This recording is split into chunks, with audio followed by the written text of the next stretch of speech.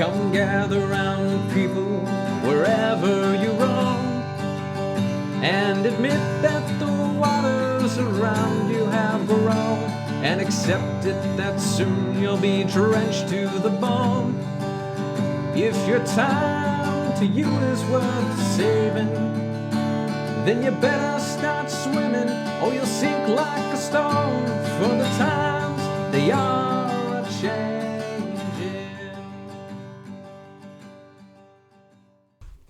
Welcome and good evening, guys. My name is Garret. My name's Joe. And this is the Watchmen for Nixon podcast. And tonight we're covering episode 2 of the Watchmen television series, Martial Feats of Comanche, Horsemanship.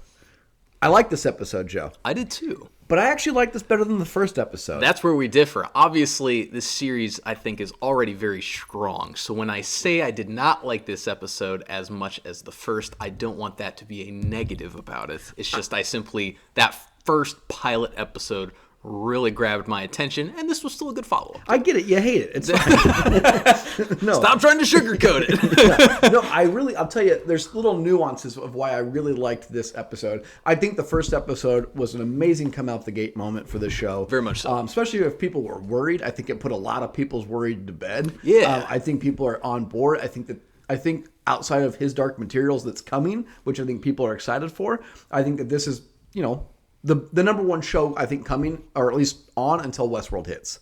I would agree with that. I think that's how powerful this show is. Yeah. Especially in the wake of losing stuff like Succession, Righteous Gemstones. This is right now probably the best show or most compelling TV show on TV, essentially. Absolutely. So I, really like this. Really fascinating episode. We get a little bit deeper dive into some of our, favorite characters. We do. It also really left me wanting more of some of our specific characters, which we can get in a little bit later. That too. But let's start off with a brief keep it brief synopsis of what this episode was about. Yeah, absolutely. So I'll try and keep it brief, run through the major talking points here. So this episode really kind of followed the precedent of the first episode. So we open with another important historical event that maybe not many people are familiar with. Once again, I had to kind of research this again to see what was factual versus what might not have been, and this was entirely factual. So, begins with another flashback. It's set during World War I. This is Will's father that it ends up focusing on a little bit, but it's German airplanes that are distributing flyers to American troops, specifically black soldiers, and it's urging them to defect. So this connects to the present day because the flyer that Will's father picks up is the same one upon which he writes the message, "Watch over this boy." So that kind of connects to the present day. And speaking of the present day as well, that's where we actually catch up with Angela. So she is investigating Judd's death at this point. She actually takes Will back to her lair, if you will, her hideout, and begins to questioning him, but the department does not know this as of yet. So department calls her back to the scene of Judd's death, where she then goes back as Sister Night. And while they're investigating here, you have Red Scare, Looking Glass, the rest of the department's there, and they determine that they're going to go raid Nixonville to try and find who might be responsible for this. So Angela advises against this, but she does join them as they go to this raid, if you will, and they begin rounding everyone up from Nixonville and taking them back for questioning, presumably. So once again, she kind of advises against it, but she clearly lets her anger out on one of the people that are there. So you get that scene as well. Something else that came from this, Angela's conversation with Will, very important. It's two major discoveries that stem from this. The first, that she is his granddaughter. Major development there. And the second, because he urges her to investigate Judd, or at least kind of advises basically the reasoning behind his own actions, that there's more to Judd than meets the eye and that he has skeletons in his closet. So she goes to investigate this, and lo and behold, yes, she does find a Ku Klux Klan outfit hidden behind kind of a secret panel when she goes to investigate his house, after she goes there under the auspices of comforting his wife, actually. And she uses this as a moment to investigate further. So a couple other things that we learn about as well, just stray thoughts from the episode. We'll cover more things in detail as well, but we learn a little bit more about Angela's children.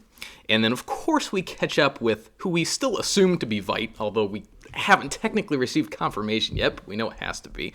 We see his stage play enacted very brutally as well. So, yeah, excellent scene. Yes, Jeremy Irons is just such a phenomenal actor, and he steals every scene that he is in. Absolutely. Totally agree with you. Let's take it back to the grandfather during World War. His father during World War II. Essentially, I'm assuming is what it is. I think it was 1917 is when it was set. So World War One. Yep. Okay. So as history majors, you're correct. Sorry, because if 1921 was the Tulsa Massacre, this would have been 4 years prior. So that would have. Yeah, absolutely. This stuff absolutely happened. What's more fascinating about it isn't so much that they were dropping pamphlets and the irony of the German army dropping pamphlets. Now, granted, this is not the Third Reich army. Correct. So this is not necessarily the racial purity that we would come to know from them in World War II or the lead up to World War II. But obviously at this time period, as black soldiers are in Europe, you have a lot of confrontation with, people at home, even on the domestic front. And people are saying, why am I fighting a war overseas? Why am I going out there if I can't even get democracy and freedom? During this time period, you're going to have the Russian Revolution, where the communists actually take over. You're going to have them arguing, why are you not, fighting on our side with the Reds and the Whites? And then obviously, I just remember reading about this in school. I'm trying to think I can't even think of the book's name, but it was an amazing book just talking about racial divisions in the military. Oh, okay. And it was talking about how we sent a lot of black soldiers to France, but it caused a lot of problem because the French didn't want them there because of their women. And it was just fascinating, really interesting stuff. But this is one of those things where great way to use actual historical events that people probably, like you said, aren't aware of to build this racial tension in 2019. That's right. Because they clearly, as he's getting this pamphlet dropped on him, you have the cadre of white officers, military, even if they're not officers, maybe they're equal ranks, but they're on horseback compared to the black soldiers who are all walking. And they, they're basically galloping by or trotting by, and they spit on him. Yeah. Right. And so it just kind of helps build that tension. And it's even a great callback to you realize that this is the pamphlet he has kept that he had in his pocket 4 years later. He never let go of this pamphlet. Right. And he wrote on that note. Right. So very symbolic of that gesture. Yeah, absolutely. But, moving forward to Angela, locating Judd's body. Right. We obviously saw that was a revelation last week. So we do know she takes, I'm trying to think of, you said his name's Will? Yes, that's correct. Will back to her bakery. And I just love it. One of the little nuances I love is she takes the pen cup.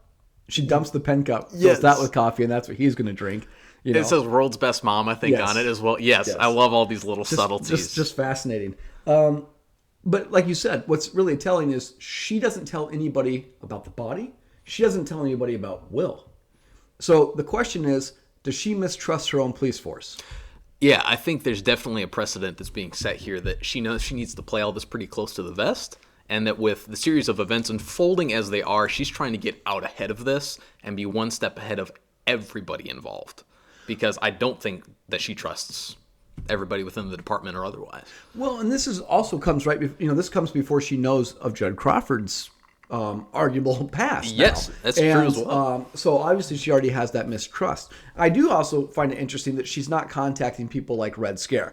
So maybe it calls into question, how close are these people to one another? So we do know from the Minutemen, we do know from the Watchmen that they were generally a close-knit group, at least from the comic was Rorschach and Dan, the Night Owl, that they were friends.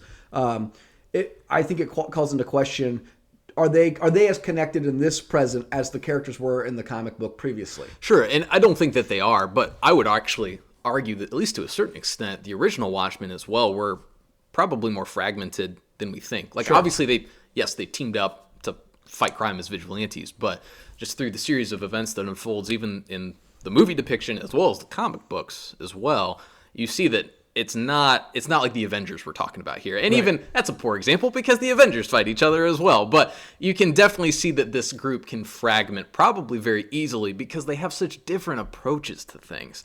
And that is being made apparent here too, I think. Her exchange with Looking Glass is not entirely comfortable when Looking Glass sits in her squad car during the investigation of Judd's death.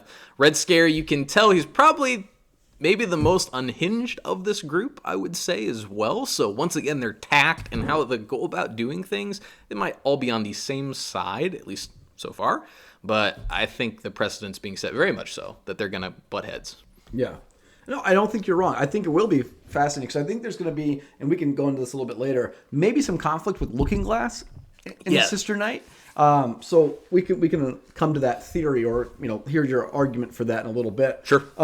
So she, when she's trying to, sorry to backtrack, when she gets the phone call at the bakery and she leaves and she has to act like she hasn't seen it yet. Yeah. By the time she arrives, Red Scare's there, Looking Glass is there. You get the Moss, the journalists. Yes. Can I also say it is kind of great that the one person beating up all the journalists is the Red Scare. It is the communist guy. It is the fact that he's basically, if you think of actual historical times of the Red Scare, and if what you could cover, what you couldn't cover, what you could say, what you couldn't say, it's really ironic that he's the one that's basically smashing the journalists to the ground. Yeah. So I personally, as a historian, chuckled at that. I thought that was great. But I want to talk about Looking Glass and her communication in the car. Yeah. So this is where I kind of, to me, and I think a lot of people like him, but he's the most fascinating character in the story.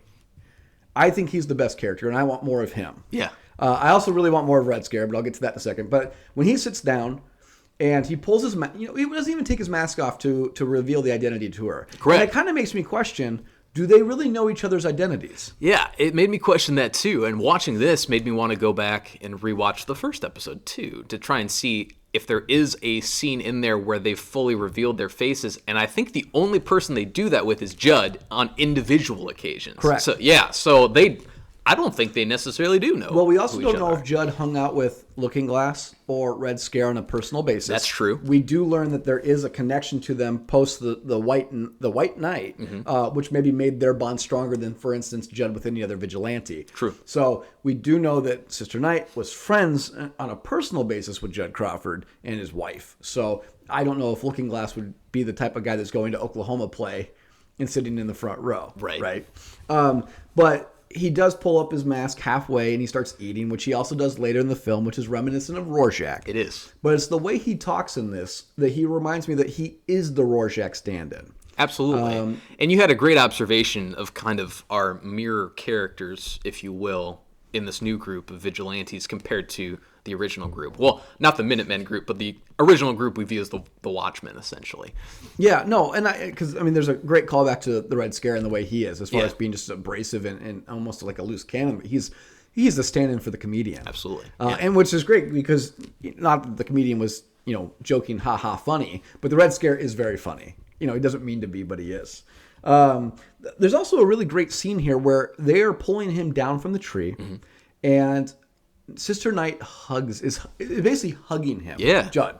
And to me, that's a callback to the end of the episode when she's pulling Will out of the wheelchair into the car and she hugs him. It's a great observation. And it's kind of like this little scene where she just gets caught up on both instances.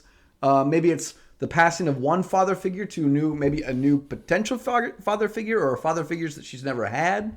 I don't know if we know a lot about her personal backstory with her parents, do we? We don't quite yet, because the really only time that I think that's been brought up is a little bit later when she finds out that she's Will's granddaughter, and he references the fact that your parents never talked about me, or something like that. Right. So I'm sure we will learn more about her backstory. Yeah. Well, as they're putting him in the body bag, Judd, there's that flashback to the White Knight. Yes. What's your thoughts on this White Knight? Yeah, I think, first of all, they did a great job of building the tension because... Fabulous. Which they do just so phenomenally throughout this entire show by using clocks for everything. Obviously, the imagery is impossible to miss, but the fact that Angela's husband, Cal, keeps looking at the clock, and he's excited because he wants to open this present that's under the tree. And that's solely where his mind is at. And you hear this kind of thud, this sound somewhere, and he makes a comment that Santa must be on the roof. And Angela, of course, knows that that's not the case, and she's immediately on guard. But the fact that it was a coordinated attack at midnight during what was known as the White Night on Christmas Eve, essentially. And that's when a coordinated attack against, I believe it was 40 officers, houses. right? 40 Correct. houses, essentially. How very terrifying. Great job of building the tension in this scene, and it shows how swift Angela is to act in these situations, though, too, I think.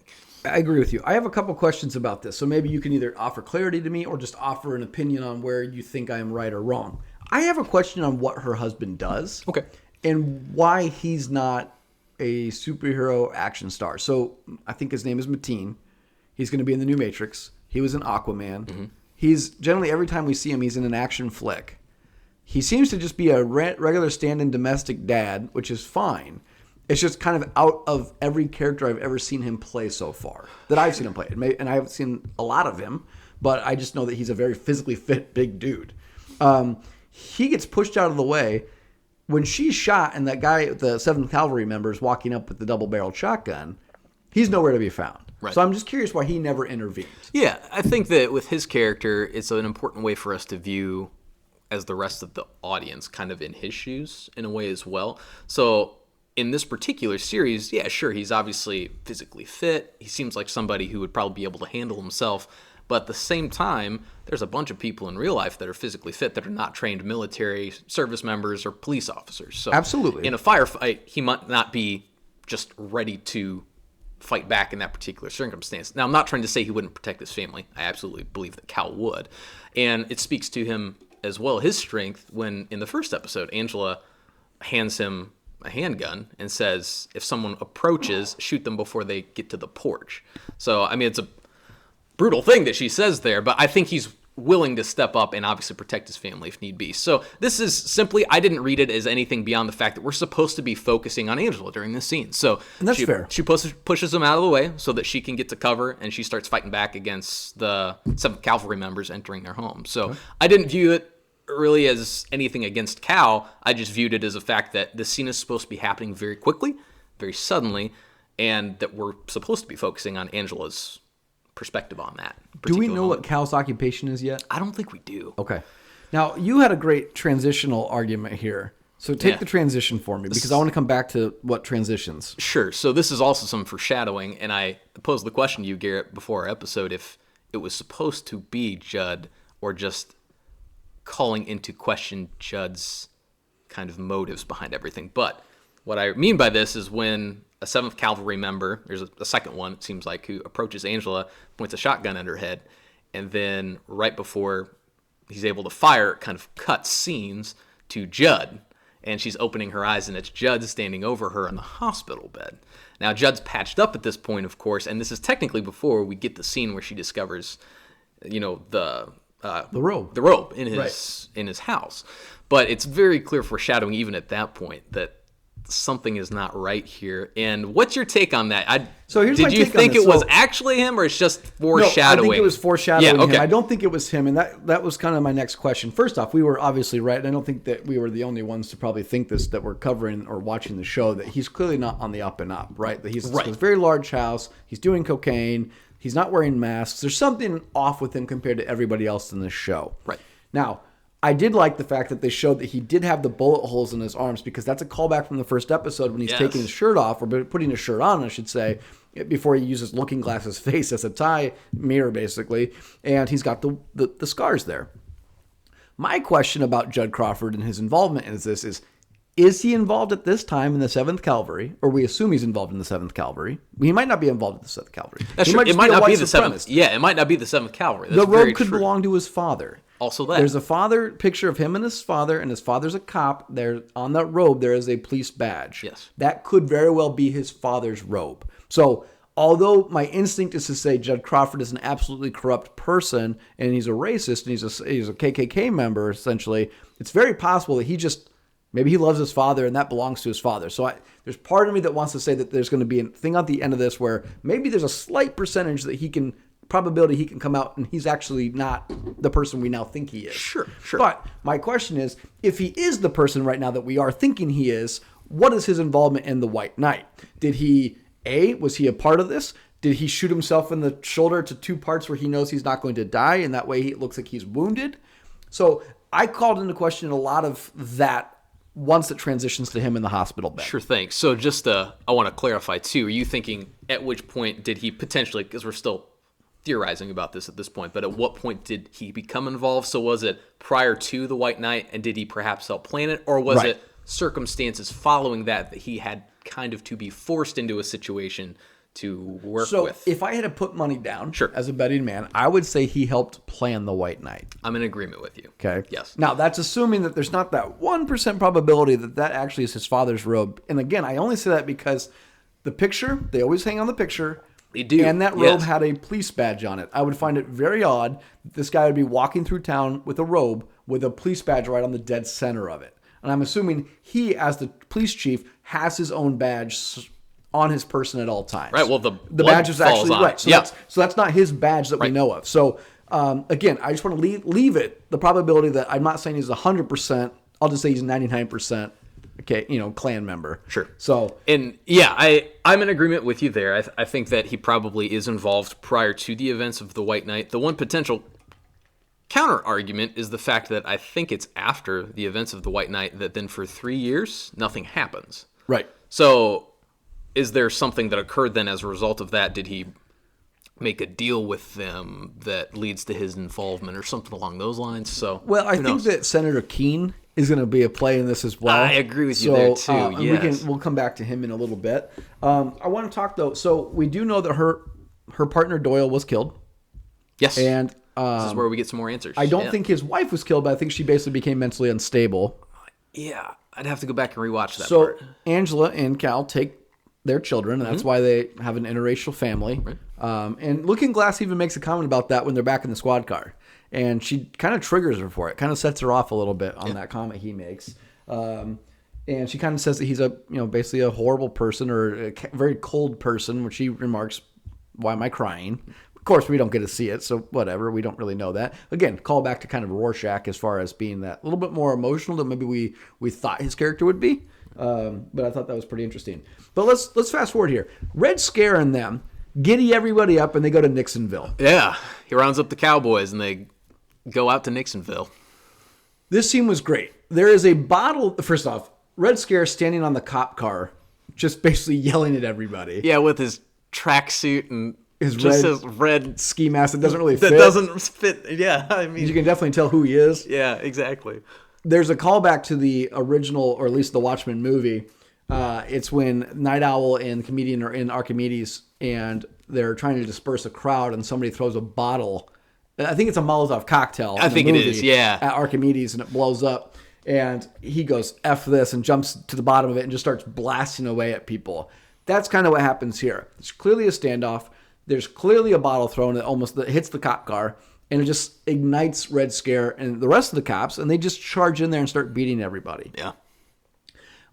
I guess I want to come back to Nixonville because I do have questions about Nixonville. First off, why wouldn't they just go through and start rounding everybody up? If as they say that all the 7th Cavalry lives there, obviously brutal police tactics don't matter. I don't understand why they don't. I'm not saying go in there and just kill everybody. No. I am saying they would be able to do a concerted effort to at least get everybody out of there or start taking people one at a time. I don't know what the plan of action would be, but if you're very sure that most of Nixonville is comprised of the 7th Cavalry and that they live there, which I'm not sure that that's the truth. Maybe they have sympathizers there from the looks of it, but it looks like every time we see the 7th Cavalry, they're not in that trailer park. Yeah, that's true. Okay, they're on a farm. They're somewhere making a bomb vest in this one that looks like it's a basement. I don't know a lot of trailers that have basements built into them. So, again, doesn't seem like they're actually in trailers. What's your thoughts on this Nixonville raid? I will say I agree with you in terms of there had to be a better way to do this if they did not intentionally want a violent result. Because Red Scare absolutely seems like the kind of character who would incite something like this because he probably enjoys it. So that's the thought that was going through my mind, is that why are they standing here forming basically a battle line when they're trying to peacefully, air quotes, get people to voluntarily surrender and go back to the police station? Like, that's not going to work, and I think they know it's not going to They're work. letting off steam. Yes, absolutely. So that's what crossed my They're cracking mind. skulls. Yeah. There's a lot of shows and movies that you watch, and you always see like when a police force, when somebody gets killed, they it's time to like let the neighborhood know the cops are in charge. It's a callback to stuff like The Shield, Chicago or Blue. What is it? Chicago Code or Chicago PD. Sorry, way off. Just this idea that if you kill a cop, that the cops have to basically re-exert themselves and let you know who's in charge, essentially. Right. But I do pin that police brutality of Nixonville because it's going to come back into something about I don't know. I'm wanting more of the 7th Cavalry that I'm not getting. And I want to come back to that because I want a little bit more nuance out of those characters. Okay. Yeah. At this point, though, when Angela, who doesn't really want to be engaged in this conflict, ends up getting attacked, she ends up beating the crap out of this guy. Really interesting scene, though, while she's punching him. Looking Glass is standing over her, and there's a great frame shot of him just like looking down, but he's not really involved, so we don't know how much action he'll actually get to. I had a question at this time, and I wrote down, are you more of a fan of Looking Glass or Red Scare? Who's your favorite? Oh, but between the two of them? Yes. Oh, I would say between the two of them, Looking Glass. And as I said at the outset, I think, of our very first episode, I'm just so hesitant to say in shows like this the people that you like, because you know that there's something terrible that's probably going to be a character trait that they have. But between the two right now, I would say Looking Glass. The mask and the scene in the tank from the first episode kind of sold his character to me, at least, for who I find most compelling between those two. Okay. What about you, though?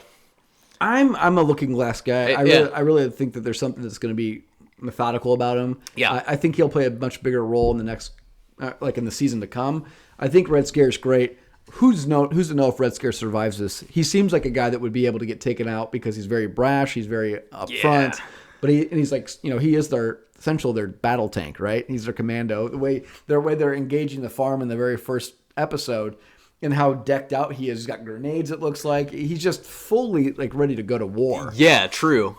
So I find him compelling because he's that guy that is 100% just kick ass all the time. So you're like, yeah, that guy's awesome. I want more of that guy on the screen. Because not only that, but when you look about when he's fighting the journalist and he's beating the crap out of him, the way he's talking is that garbled Russian English that's great. So like he's got the great accent. He's speaking it's broken English essentially with that accent, and I want more of that. Sure. I want to see a lot more though of the interactions of those characters. I agree. I do hope, as great as these two episodes have been, I want to see more of a focus on those three and how they problem solve together, essentially. Yes. I'm assuming because Lindelof has shown that there's been a lot of flashbacks to build. There needs to be a flashback, I feel, on how this team, essentially not even a team, how these vigilantes come together. Yeah. I want to know how they get Red Scare, how they get Pirate Jenny, how they get Panda, how they get, Sister Knight. I want to know how they get everybody to buy in under these assumed identities. Yeah, absolutely. I was bummed we didn't get any of Pirate Jenny in this one. We'll get her next episode, yes. So I'm definitely interested to see what her character is all about and learn a little bit more about her character too. Right. So let's move it forward then to when Sister Knight goes back to the she doesn't go back to the bakery yet. She goes to the museum. Yes. And she goes to this museum, and it's interesting because you have people outside picketing, and they're having problems with this. I did not write down the actual name of the museum, so apologies.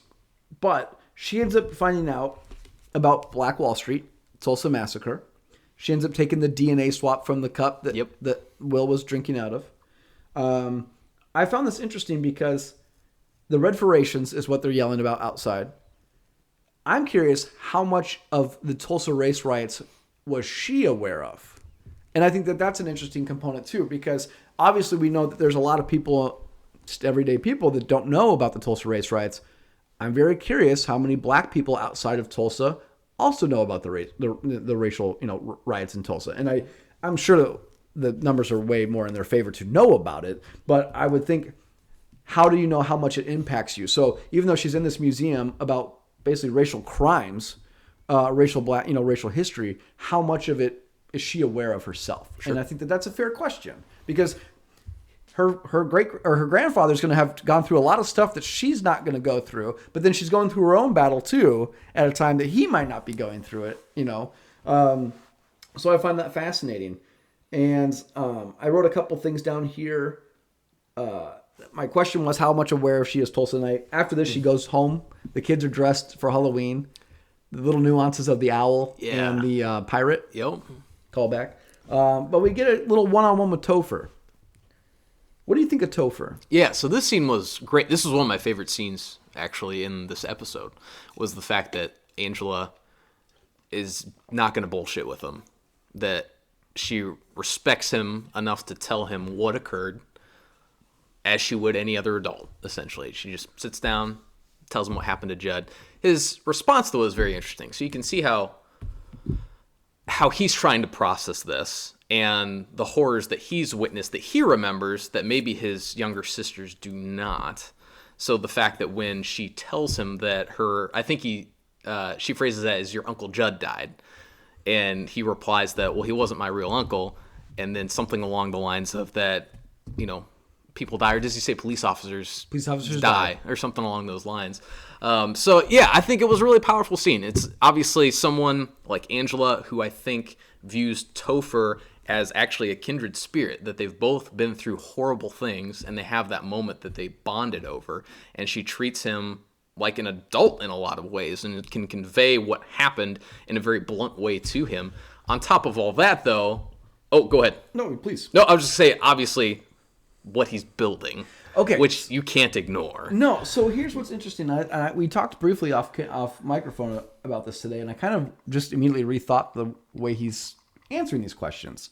So he's building a floating castle, essentially, and it made me think of Dr. Manhattan, and it made me think of Dr. Manhattan on Mars, and the way it just destroys it, and the way Topher destroys his castle. But because you talked about the way he is disconnected and that cops die, it is very Dr. Manhattan-like. It is. That he would probably reply, cops die. And I thought that was interesting because I asked you, I'm like, is this Topher kid kind of a stand-in for a Dr. Manhattan character? These vigilantes don't have superpowers that we're aware of or that we've seen yet. I'm just curious if this kid will have some kind of role to play going forward, because he seems to be a pretty symbolic character, more so than the other children in the story. Mm-hmm. They're clearly focused on him.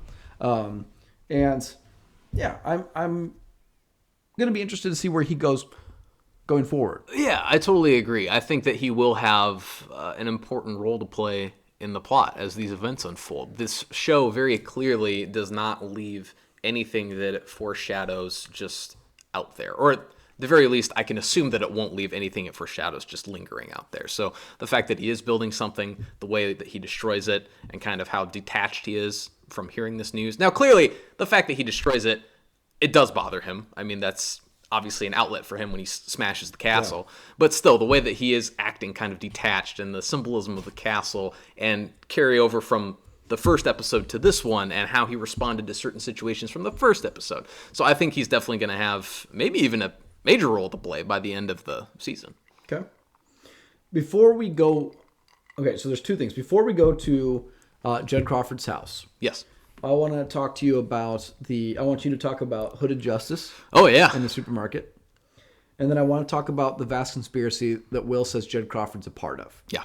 Okay? So go ahead. What about Hooded Justice? Yeah, so Hooded Justice, this is where we get kind of a callback to the Minutemen, actually. And they do a great way of setting this up to kind of world build a little bit by telling it as a TV show within the TV show, which, of course, for anyone who read the comic book, they didn't do it as much in the movie, but for anyone who read the comics, there's a story within a story. So this is a perfect throwback to that just in general. I also liked kind of the tongue-in-cheek way that they go through the rating information and they just list off item after item after item of how violent this show will be, and the graphic nudity and this, that, and the other thing. So I think it's kind of a meta commentary almost in a way of the actual Watchmen show itself, of course. So a little nod there from the show creators, I'm sure. But in terms of the actual sequence of events that we see, yes, we do see Hooded Justice for the first time, and he basically stops a robbery of it looks like a convenience store, essentially.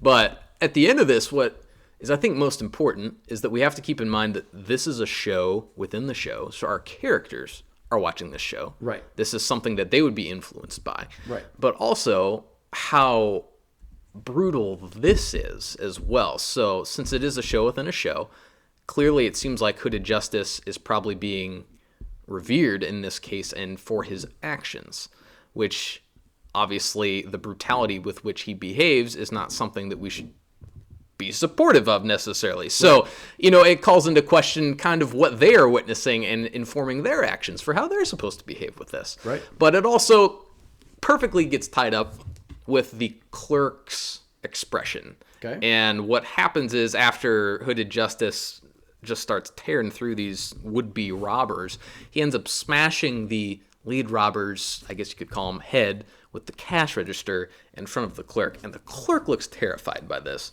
So it kind of begs the question of who was he more scared of in this situation? And I think that was the big takeaway for me. from that particular series of events.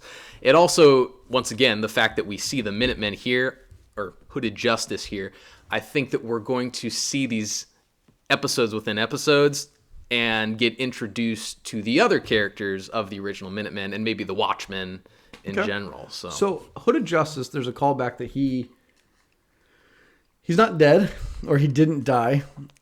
He would, by the time, if this was in the modern day, he'd be very old. Yeah. Do you think we see any of these originals in the present? I think so. Do you think Hooded Justice is alive? I think so. I mean, I'm gonna say yes. I'm not gonna say I think so. I'll say yes. I mean, knowing that Laurie Blake comes in next week, right? Sure. So we do know the Silk Spectre. I guess we don't really know if Night Owl is going to be in this or not. Well, I don't know. There was in the I'm skipping way ahead, but the preview for next episode, someone very Night Owl in appearance. It's blinking you'll miss it moment, but he's leaping over a balcony or over a banister or something. So I think we're gonna get some movement on that, or potentially a new vigilante, unless it's someone that already is an existing vigilante, and I completely misread that preview. But okay, so I thought when I saw the scene, just brutal. Yeah, it is brutal. The action, the fighting, the stabbing, and it is, like you said, the looks on the faces of the patrons of that grocery store. They're horrified. Yeah, they're horrified of the violence that they were doing. The three or four robbers were doing, but it's really and I love how they put on masks before they go in. Just a great callback to the show in general. Right. But I love that they're more terrified of the violence he's committing on them, to try to save them. And it kind of goes into that's kind of where comic books are nowadays. With what was that show, The Boys? Just the idea of maybe are superheroes really good? Are they really bad? What's the case? Calling into question there. It's not your friendly neighborhood Spider-Man where he just shoots his web, ties them up, and waits for the police officers to pick them up and carry out they drop a piano actual justice. Yeah. So before we go to Judd's house, Will brings up the idea that Judd Crawford was not the man that Angela knew him as, right? And that he is part of a vast conspiracy. Skeletons in his closet.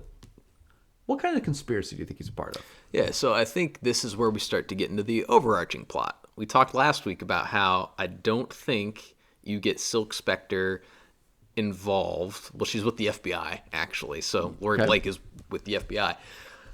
But you don't get that kind of involvement necessarily with what we've seen thus far. I mean, obviously, yes, there's the potential for FBI to investigate something like this that would be going on, a war between 7th Cavalry and the local police department. But in the context of the show, this vast conspiracy that he's referring to, I think there's going to be a much larger picture here that's going to get tied together and roped into Tulsa specifically. Okay. And that's, once again, questions from last episode. How are they going to do that? Okay. I think there's going to be a catalyst of some kind, and we're going to clearly start to see what that is by next episode if that preview is anything to go on. What are your thoughts on that? Well, my thoughts on it are going to be go to where she goes to Judd's house. Mm-hmm. Okay, so when she goes to Judd's house, we get introduced, or she goes up to Judd's wife. There's basically I don't want to say it's a party, but it's a memorial essentially going on for Judd, and it's kind of like a party. It seems like these people are drinking and eating. They're probably whatever. They're trying to remember him, and but we get introduced to Senator Joe Keene. Yes. Who would be the son of, I don't remember his first name, but essentially he's the senator author of the Keene Act. Yeah. Which was the outline of vigilantes. So I find him fascinating because to me, he's the 7th Cavalry member. Like this senator, if he's not a 7th Cavalry member, I'll shut this podcast down. This guy is absolutely involved with the 7th Cavalry. Like he is going to be it. I don't know if he'll be the main baddie. I hope he's not. But I think he'll be a stand-in for that type of main baddie. Sure. Now, the reason why I talk about the conspiracy is Judd's wife worked for Senator Keene. So I'm thinking that this is one of those things that this is a plan in motion White Knight where he is absolutely a part of it prior to it happening. That's why he is not shot in any type of a vital organ. He is shot in his arm or his shoulder, where it's generally known that, at least in movies, that you can survive that shot. Not life-threatening. And she is, on the other hand, Angela, shot in a essentially life-threatening area, right? Yeah, absolutely. In the abdomen. I think that that's a conspiracy. I think that this is a governmental conspiracy. I think they're being funded. My question is really, as far as branching this conspiracy out, is just, does Ozymandias have anything to do with this? Because I don't think he does. By the end of this episode, I'm thinking less and less that he does. Yeah, I'm actually thinking now that they will have to go to him for help. Is possibly The 7th Cavalry? Not the 7th Cavalry. That Oh. Angela, that maybe the police department, whomever is fighting against the 7th Cavalry, might have to go to him for help. Regardless of how twisted he is, because that's a good way, once again, to subvert our expectations a little bit. Yeah. And flip it on its head, where we think that he was the mastermind behind the horrific occurrences from the original comic book and the movie. Yeah. But now, if they turn the tables a little bit, and we've already seen how twisted he is, but do they have to stoop to that level to fight back against whatever this vast conspiracy is? That's true. She does fake ill yeah. so that she can put on these awesome X-ray Those are goggles. sweet. Yes. Yeah. That's a reminiscent of the movie to me. Like that they would have something like that. Like that's a Night Owl That thing. very much reminds me of Night Owl. Yeah. She finds the robe again. Yep. Lingers on that photo. There's something about that photo, because we've seen it now in both episodes that they've paid attention to it. Yep. So that's going to definitely come back. Oh, and yeah. again, I want to say there's a 1% chance that robe does not belong to Judd. It belongs to Judd's father. Does not absolve Judd of any problems or anything like that, because he's very much possibly a member. But she locates it. She takes it. And she leaves. When she leaves, it falls into the Comanche painting. Yes. Do you know any of the backstory of that? I do not. I do not either. I don't know if many people would. I guess I don't know what the hidden meaning is regarding this particular episode or this particular series, what the Comanche would have to do. I did see some theory online that it has to do with the Comanches were essentially a cavalry of themselves, like a brigade. Maybe that's what it calls back to the 7th Cavalry. Maybe he's trying to hide his not racism by having a painting of Native Americans up. Okay. That was the theory I saw online. That's not my theory. Other than that, I have no idea. So I thought that was a good enough theory. I think Screen Rant had it. Okay. On their review of this episode. Sure. So if you want to read that, go out there and give that a shot. But she takes this robe back to Will. While they're talking, she realizes that he is not in handcuffs anymore. Yes. He decided to go to the supermarket for eggs. And then he came back. And he came back because they weren't finished talking yet. Very charming. Yeah. And that's, at this time she gets a phone call. Yes. And it's the African American Center that basically tells her that she got the DNA test back and that she essentially finds out that she is the granddaughter of Will. Yes, indeed. What's more interesting, though, of course, Go ahead. is that there are 2 descendants that we are.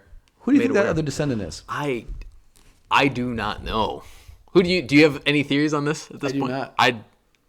I do not. I was really hoping, as I was prepping for this episode, like, okay, I'm racking my brain thinking of who else this could be that maybe we've already been introduced to. But I'm trying to rack my brain on. There aren't a lot of other African American characters in this show. I mean, I'm assuming his descendant's going to be a black person. Would make sense. We do know that he carried a little girl off, I think, or a little boy off in the first episode. He does. He we saves don't a know what baby. happened to Yeah. that person. Very true. They would be very old if they would have survived by now. Sure. He says he's 105. So I'm going to bank on the idea that whoever he saved after the Tulsa riot is not still alive. Oh, okay. I'm going to go the other way on that one. You think they're both alive? Yeah. You think they're both 105? I because he was older than I guess the baby was a little bit younger. Baby was younger because he's probably what, 4 or 5, maybe. Probably. And then that was that was a baby, so maybe 1, Well, probably if he's younger. if he's getting pamphlets, he's getting pamphlets probably around 1917.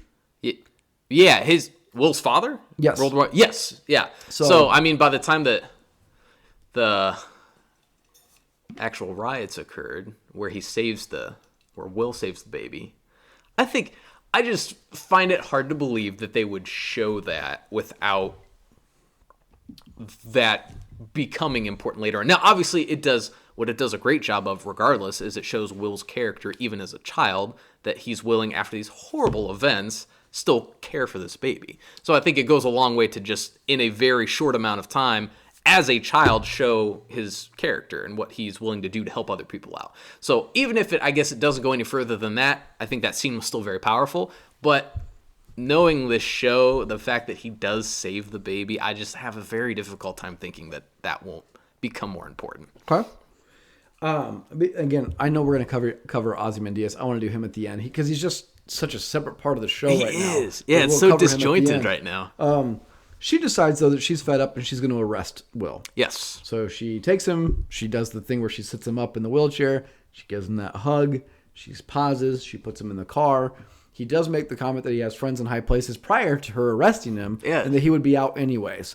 While she's doing this, a magnet comes out of nowhere, Yes. latches to this car, and pulls it up. Now, I have no idea where that's coming from. I don't either, man. This almost was a little too much for me, just in how bizarre it was. Could that be a Night Owl thing? It very much could be. If you think Night Yes. Owl is going to show up in the next episode, is it possible that Dan is still alive and that Dan would have done this? Yeah, I would say so. Absolutely. Okay. I think that's a strong possibility. And I know I shouldn't, like I said, it was almost too much for me. It wasn't. I still thought it was a good scene, but it just caught me so off guard with kind of the absurdity of it that it was quite literally he has friends in high places, and it's this giant Yes. a giant magnet that lifts the entire car and flies off with it. I was like, good job, because I did not see that coming in any capacity. So, yeah. Before we go to Ozymandias, I want to talk about the 7th Cavalry. So, I don't know if I'm just not going to be a popular person on this take, but I was disappointed they weren't in the show, this episode. At least in the route we know them. We know they were there in the White Knight. We know they were there in flashbacks. Right. I'm kind of disappointed we don't have them in the modern day. We only get the flash that they are building a suicide bomb vest, which I think will be very fascinating where they take that. And the reason why I'd say that is, again, I don't want, we talked about this, I don't want them to be just stormtroopers. I don't want them to be faceless people that just get mowed down when the time comes. I want there to be an argument for them. I want them to make an argument as a nuanced person. So if that is going to be Joe Keane, fine. Like, he can be that stand-in. The reason why I say that is, I feel like, again, not to say they have a gripe for racism, but they have gripes for what they would consider to be issues. So some of the things that I will bring to the attention is this. Before the American Hero story, they give a preamble about basically saying this episode contains sex, violence, LGBTQ+, racism, bigotry, homophobia, all these things. We don't get preambles like that on television now. So the irony here is their way of life is probably changing. And if you have to sit through a program preamble, that much stuff could be offensive or triggering to people. They might think, well, that's just ridiculous, right? They live in a world where Robert Redford of Hollywood is a president who gave out Redforations. Right. So a commie Hollywood to them gave out all this money to people. Okay? That, the African American History Center, getting people, basically paying money out, the preambles to their way of life, all of this stuff.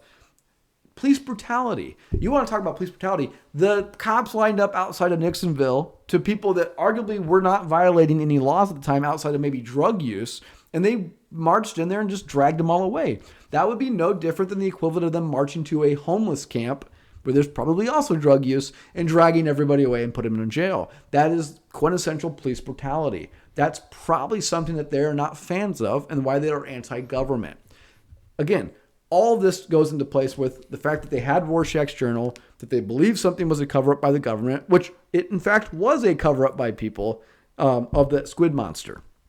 Which you see that callback in the New Frontiersman newspaper that squid, the scientists don't know why it's raining squid. I love that scene. Yes. That was really good. A good nod to the original comics there, too. And it's not me defending the 7th Cavalry because I want to be a member of the 7th Cavalry. I want them in the show because I want the villain to be nuanced. We can argue the best things that we've been watching lately, even here superhero related, like Marvel, Thanos, Killmonger, these superheroes that arguably have something where you might go, I don't see their point. I see the argument they're trying to make. You don't have to agree with them. I'm not saying you have to agree with the Joe Keanes of the world. I'm saying to not have Joe Keane make his argument, though, is a disservice to him as a villain and makes it not as great of a show. So having the 7th Cavalry continue to wear their masks and just get shot every episode they're going to appear in, I don't know. I don't think that that's a good enough villain. I need more than that. I want there to be stakes.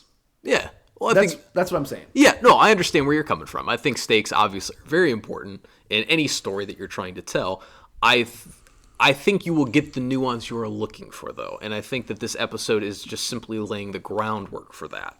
So I would very much imagine that over the next couple episodes, you're going to get that nuance. Do you think that any member of the Vigilantes are 7th Cavalry members? Yeah, I think there's definitely a possibility that Looking Glass specifically Okay. could be, which is why I'm so I like his character now, but I think he's hiding something very insidious. I just have that feeling. The interaction between him and Judd in the first episode, and now at least what we can assume of Judd thus far, we're going to get more answers for that, I'm sure. But it just calls his entire character into question for me, so I could see him being involved as well. Okay. Yeah. Okay. Let's go to Ozymandias. Talk to us about him.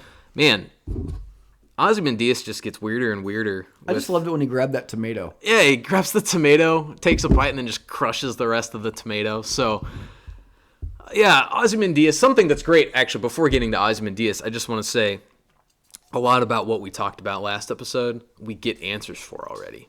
But in a way that still makes us want to watch the next episode because it gives us more questions even though it provided us answers. So we learn about the White Knight. We learn about Judd.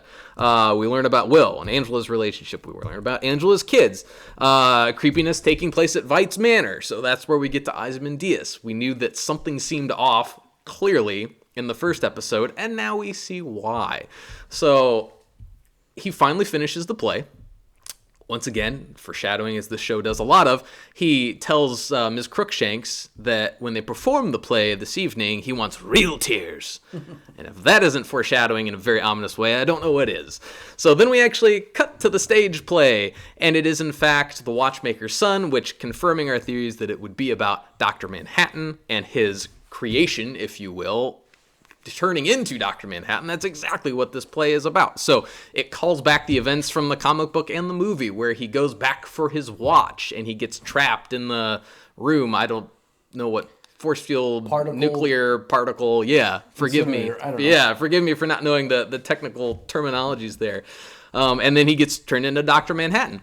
So it kind of plays these series of events out, but what's so horrifying about this is that he actually Ozymandias actually incinerates the actor portraying Dr. Manhattan during his transformation into Dr. Manhattan. Is it Philip? I believe it is Phillips. Mr. Phillips, yes, thank you. What makes it even more bizarre is that at first you have this masked figure. He's wearing a fencing mask, all decked out like great. Yeah, all decked out like Dr. Manhattan. And it's our first blue dong shot. Yes, that too. That is true. Gratuitous. Worth noting that the other staff members we have seen up to this point, someone's playing a violin, but they're all wearing hoods, so we can't see who they are. He descends from the ceiling, delivers his lines as Dr. Manhattan, and he takes off his mask, and lo and behold, it's another Mr. Phillips. And then everyone else takes off their masks, and it's more Mr. Phillips and more Miss Crookshanks. So very clearly there's some kind of cloning technology going on here, and this caught me completely off guard. And as bizarre as these scenes were, I found them fascinating, and I think it fits Ozymandias' character so perfectly. When I saw this scene, he was eating the cake again. Yes. 2 candles. You pointed that out to me. Yes, that's right. That. 2 candles. You speculate that there'll be a new candle every episode. Yeah, I think there will be. Okay. Yep. I thought he was reliving the same day. So it called into question the reality that we're seeing him in. Nice. And the reason why I thought that was because of Damon Lindelof with Lost, stuff like that. I figured is he somehow tapped, or is what we can think of with Jeremy Irons' character. Again, we still don't know if it's Ozymandias. We assume it is. Again, we're saying it like we know who it is, but right. In the show we haven't. They have not actually confirmed 100% that he is who that is. His infatuation with Dr. Manhattan probably gives that away. Right. But I assumed he was living the same day over and over again. Oh, that's very interesting. Okay. Yeah. Now, what I also found interesting was Gilla Flats, which is the name of it's across the banner above his high school production value play he puts on. Really great the way they do that. Gilla Flats, I looked that up. Gilla Flats was the area, the facility where Dr. Manhattan was turned. So that's from the comic book. Good call, man. Okay. Yeah. I did not catch that. Obviously, he's cloning people. Now, I also saw this on Reddit. This is not our theory either, but it's a fascinating theory that Phillips will actually be the Dr. Manhattan character. That he has cloned John Osterman in his likeness, and then Miss Crookshanks, is John Osterman's wife or girlfriend at the time. And that he's actually cloning these people. And then we actually get the reveal of Dr. Manhattan. If we do get a callback to his human form, it will actually be the guy who's played Mr. Phillips. That is going to be, essentially Dr. Manhattan. Yeah, that's a great theory. I find it fascinating. That is a very interesting theory. It's not going to be groundbreaking. Again, that's off Reddit, so it's not mine. Thought that was really great. But what do you think of this? Like, your speculation is that the vigilantes are going to have to come find Ozymandias. Yeah. So they're going to either A, have to know he's alive, or B, have to know where he's at. Correct. A couple hurdles we still have to get over before they have to get get to that Dr. Manhattan before they get to him? Ooh, that'd be interesting. Because I'm assuming they don't know where he's at. I would agree with you there. I don't think that he is going to be easily found regardless. Also, I don't know if it's relevant or will become relevant, but really creepy that he says to just put the body in the basement. It's super disturbing. I just wanted to call that out. The fact that he tells them to put the fried corpse in the basement. It's super gross. Anyway, sorry. I like how he drops it. He just has that kind of shuddering reaction. Yeah. And then basically breaks the fingers as he's pulling the watch back out. Gross. Oh, the watch. Flicks it. Yes. And says things are just beginning. Exactly right. So, admittedly, that is a little nefarious, the way he says that. So, my theory could be completely shot to hell here. Who knows? Yeah. But, no, so to answer your question directly, I'm sorry, Garrett. I think that they'll probably have to find Ozymandias before they would find Dr. Manhattan. Because if they are actually going to need to, for some reason, to get Dr. Manhattan to return to Earth to discuss something with him, I actually think because of Ozymandias' clear obsession with him, they should probably go to him first, if that is the series of events that begin to unfold. Let's talk Dr. Manhattan for a second. I honestly don't feel like the show needs him. I don't think so either. And I'm kind of worried about when he gets here, Yeah. because he is such an all-powerful god. What impact will he then have on the show? Right. Because this is a world, just as you said earlier, where no one has superpowers. It's Dr. Manhattan is the only person with superpowered abilities. Yeah. So it's not like we have a Superman Bizarro situation. That's what I'm saying. If we introduce Superman into this conflict, what happens? Yeah. And that's essentially what we're going to do when we bring Dr. Manhattan in here. Right. And it just shifts the balance of power, literally, in a way that I don't see how the Stormtrooper stand-in 7th Cavalry members, which, by the way, did you know that callbacks to 7th Cavalry is a custard? Oh, okay. Okay. Somebody, I saw this and I had to go back and recheck it, and it's correct. Judd uses Little Bighorn in Custard's Last Stand as like code signs. Oh my gosh. Yeah. Is he really? Yeah. I think it's in the first episode. Yeah, I think you're right. But is that when they're doing the raid? Yeah. It's just interesting.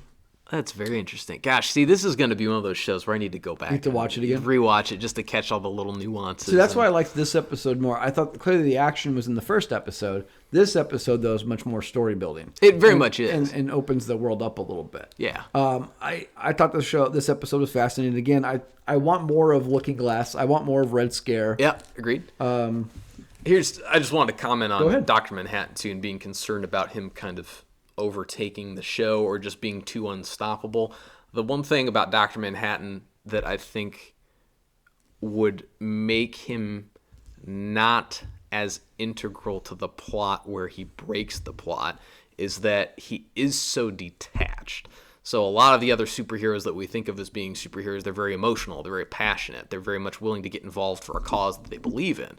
But this is Watchmen, this isn't Marvel or DC. So as detached as Dr. Manhattan is from everybody else, I think that they can still introduce his character and then not have him take direct action in any specific way that would make things be resolved too easily, because he has that detachment where he's not necessarily going to want to get involved because he sees no reason to do so. So I think there is a way to actually bring him back, kind of get more of his story for what's happened in the time since the original comics, and not break the story, essentially. Okay. That's fair enough. Yeah. Anything you want to comment on the preview for next week's episode? Biggest thing that stood out to me, once again, I need to go back to rewatch it. I could have sworn in that scene, someone jumping over a banister or a railing or something. Kind of looks like Night Owl. I want to go back to double check. I'm excited for this funeral because Judge's funeral is going to be very reminiscent of the comedian's funeral from what it looks like. I agree. And I'm just really excited for Laurie Blake's character. Yes, me too. She seems like she's going to be pretty hard ass. Yeah. I think it's going to be very interesting to see her interaction with a lot of people. Right. And if she brings any knowledge about, for instance, Ozymandias' whereabouts, that's what I think will be really kind of a good episode. And I like, again, how fast this is moving. How man. We get questions, we get answers, we get more questions. It's very reminiscent of Lost. It's so Lost good. was the most addicting television show I've ever seen. You don't watch an episode, you watch a disc, right? When they had discs come out, you watch a disc at a time. Sure. So, I mean, it's just a fascinating show. If you've never seen Lost, go out and watch this show. I know it's obviously way past due. People probably spoiled it for you, but it doesn't mean that you're not going to absolutely just love it. Sure. Until the end. Just watch like the first 5 seasons and stop. Then just don't watch it all the way to the end. Anything else to add, Joe, before we let everybody out here? No, I'm in complete agreement with you, man. I think that the writing, the pace of that writing, and how they make us just want to get right to that next episode is fantastic. I can't wait till episode 3, man. Perfect. Well, we do want to thank you guys for joining us on the Watchmen for Nixon tonight. My name is Garrett. This is Joe. If you like what we do, we'd like to hear back from you guys. Yeah, very much so. Email us at aliensandcowboys@gmail.com. You can follow us on Twitter or comment on Twitter at Alien and Cowboy. This was our first episode, was one of our fastest downloaded episodes we've ever had. So thank you for giving us that that opportunity. Hopefully you guys are coming back for this particular episode as well. Definitely. Generally, you can catch us every Wednesday. We do a podcast where we just talk about pop culture and other things that we can debate about. That's called the Aliens and Cowboys podcast. This particular week, though, we are not sure if we're doing an episode. It does fall on Halloween. Most of us, are not myself, but a lot Joe and a lot of our other co-hosts who come in every once in a while do have children, so they might be out and about. Mm-hmm. So if we do an episode, maybe Joe and I will squeeze one in there. I might even try to do a very small monologue episode where I just rant to you guys for about 30 minutes. So if you don't like what I have to say, don't listen. If you like what I say, I don't know, tune in, whatever. But we do like it. We do appreciate you guys' feedback. If you have time, go out and give us a rating. That really does help people find us. If you want to give us 5 stars, great. If you want to give us 1 star, just don't. We don't like negativity. But we'll be back obviously next week with our next episode review of Watchmen for Nixon. Absolutely. And again, you guys can always find us every Wednesday for Aliens and Cowboys podcast. So we thank you for guys joining us, and you guys have a wonderful evening. Cheers. Cheers.